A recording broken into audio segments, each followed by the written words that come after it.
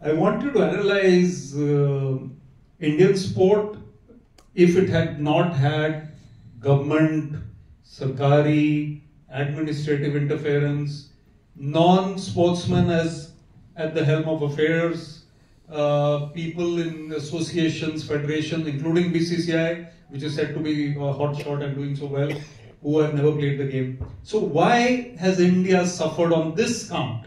What can be done now? That's a very excellent question. You see, this is my favorite subject.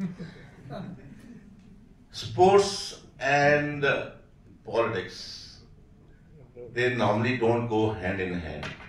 But sports has its own cadre of politics. And bureaucracy also. And same as politics has its own sports. Both. When you see, like, I tell you, people who are politically opposed to each other, they are friends in sports. See the history of Indian sports. Mr. Vijay Lokapally, Mr. Suresh Kanwar, different parties, but always together in sports. But when sportsmen get into politics, they have proved failure. None of the sportsmen have ever succeeded doing much for sports. Maybe Mr. Rajavardhan, maybe anybody else, maybe Chetan Chauhan remained MP, maybe Dilip Derki. So many of them got into politics. Now Harbhajan is there, Sachin Tendulkar was there, those were nominated, but they couldn't make an impact. But when politicians come to sports, they dominate sports. And they have been dominating sports for a very, very long time, which has done, in my personal opinion, a lot of damage to Indian sports. Because they clung to sports, their sports bodies, and they never left the bodies. They governed those bodies for a very, very long time without giving any chances. Not only politicians, but also some of the bureaucrats. For example, if Punjab lost its hold in hockey for a while, it was because police continued to dominate hockey for a number of years. And when Mr. Ashwini Kumar, though he was a great friend of mine, my mentor also, but I always used to tell him, because you wanted players, Indian players, only to play for Punjab Police. Moment they left Punjab Police, you would throw them out of Indian team. So that sort of politics which happened in Indian sports, it continues to happen, even now. So that road should have gone. Now, Sebastian Coe, he was an Olympian. He organized the London Olympic Games. And he's the first one of all international sports federations who has announced that the winners in Paris Olympics, athletic events, will get $50,000 each. And that has created a big, big controversy in the world of sports. Other international sports federations are saying, why you decided alone? Because now all the players, a swimmer says, I have to work much harder to win an Olympic gold. If not harder, then at least that much as an athlete. But if athlete gets $50,000 and I don't get anything, so they will turn against their international sports federations. So all international sports federations, basically, if you see at international level, are run by Olympians. Many countries, I went to Rio, the chief organizer was an Olympian. Thomas Bach himself is an Olympian. Sebastian Coe is an Olympian. But we in India, we have an Olympian as our Olympic Association president. But then, I don't know, I don't want to comment on that. But we have to keep sports free from politicians. Absolutely. And if we give more sportsmen more chances to do well, I think sports will definitely look up than what we have done since independence. I think it's absolutely correct, and I'll add something. You see, the NCA director is VVS Lakshman, and Ajit Agarkar came as the chairman of selectors. BCCI is able to pay these people very well.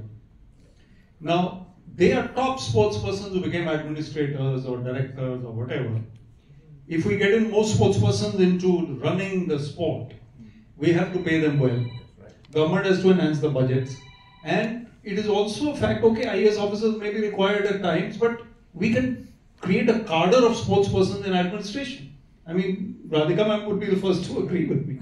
I mean, we need to encourage, because unless you're sports-minded at heart, you cannot really do justice. So perfectly fine. I have a surprise for Mr. Lokapally. The chair is empty.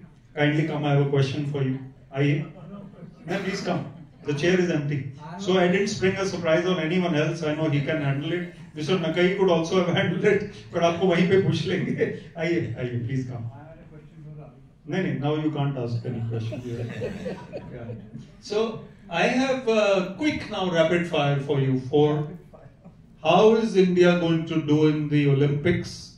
We are video recording you. We will watch the video after the Olympics. So what is your prediction? You've already made some predictions. What is your prediction? Where are we? What do we need to do in future also? Just add a bit of that. Prabhjot ji, you start so that Vijay ji gets time to catch his breath. First you, then we go that way. You see, in case like the things which have happened in the last 6 months, if they had not happened, I would have straight away said India would have done much better. We would expect much better results than the development which have taken place in the last 6, 7 months, 8 months. Maybe wrestling fiasco, maybe other games fiasco. So this has put like a negative impact on our sports. But still I am very hopeful India will at least match, if not improve upon its Tokyo performance in the coming games. Yes, I mean, it will be wonderful if they can match.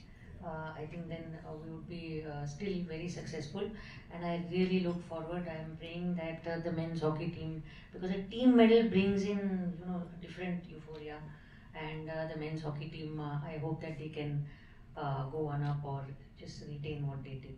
That will be wonderful. As a break, I was invited to speak to the men's hockey team in Bangalore, and Graham Reed was the coach at that time. I spent half a day with them. So I found them to be so receptive, so eager, and he tells me that some of the boys are from such families that they've never slept on the bed, especially a Dunlop mattress. So even in a 5-star, they sleep on the floor, those hockey players, by habit. And Prashalji knows the football players. So the thing is that it's that confidence, that mindset, which makes them perform better than they can or worse than they can. Skill-wise, there's no match. Even fitness today, and this is a real change in Indian sport, including all sports, Indian boys and girls are as fit as most countries in the world. Radhika, your opinion now? Yeah, I quite agree with you. And Indian sportsmen, they're very humble, down to earth. Of course, you can classify them as the wrestlers or the boxers who are less educated.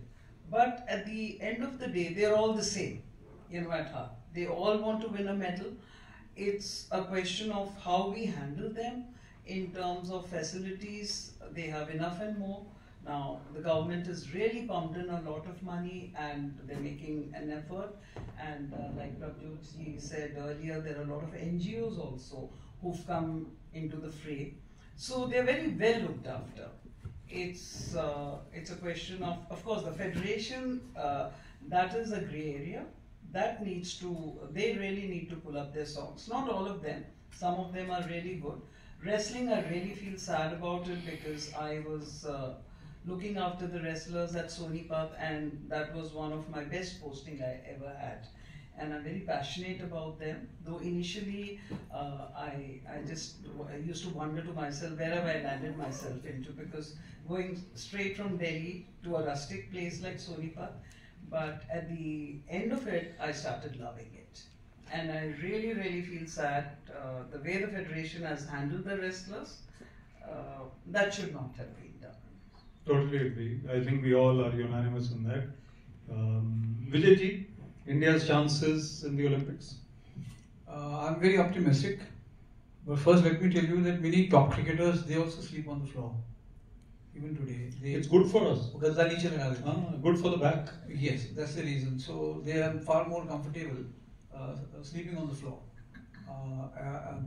As far as Olympics is concerned, I think already we have a 40 have qualified individually, apart other than the hockey team. So I have a lot of faith on shooters this time. They will have to come good, and they have been promising. My colleague Kamesh, who is an expert on shooting, he says he is expecting the best from the shooters. Of course, I mean I've never covered shooting, but I'm told that particular day, that particular time, you have to be perfect that moment. So if your opponent makes a mistake, it's good for you, but you have to ensure that you are on target. There is no comeback. I mean, you have to be at your best. So shooters, I think will do well. Hockey, always. You can win 5 golds, but if hockey comes without a medal, you won't feel happy. Yeah, because in my career also, if we would lose at hockey, I would skip dinner. But it never happened with cricket. I wrote on cricket, but I never felt bad when they lost. So I skip dinner and breakfast and lunch also. Hanji. So hockey is dear to everyone. If they can win a medal, great, and they have the potential. But shooters, I'm expecting, and a couple of athletes. And a quick one for you. At 2028, we have cricket in the offing, don't we? At the Olympics. Women as well as men, I believe. Women by then will be ready. How do you see that? Yeah, men. See, cricket in the US will always depend on the kind of playing conditions you come across. Even now, the World Cup, the biggest problem is the kind of pitches, because soil nahi hai. And you will have to have good pitches to ensure there is a decent T20 match. You can't have one team around 60, other one 48. So that will be bad for the game. BCCI hai na? Yeah, but still.